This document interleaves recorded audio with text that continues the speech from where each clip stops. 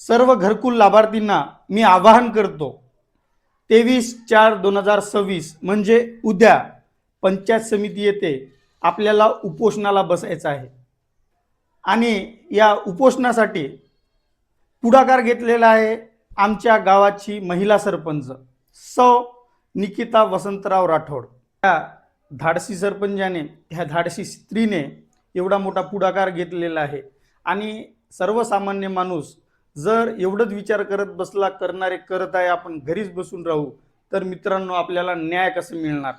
मित्रांनो, तुम्हाला कळकळीची विनंती आहे, उद्या उपोषणाला हजर राहा आणि एकत्र लढलो तर यश नक्कीच मिळेल, हे लक्षात ठेवा। आणि हो, एक स्त्री आपल्यासाठी लढू शकते, एक स्त्री पुढाकार घेऊ शकते, तर आपला परम धर्म असला पाहिजे त्या स्त्रीला सहकार्य करायचं। आणि शेवटी एवढंच म्हणतो, मानोरा तालुक्यातील सर्व नेते मंडळी, सरपंच, उपसरपंच, सदस्य आणि घरकुल लाभार्थी उद्या उपोषणाला हजर राहा, ही विनंती आहे। जय महाराष्ट्र।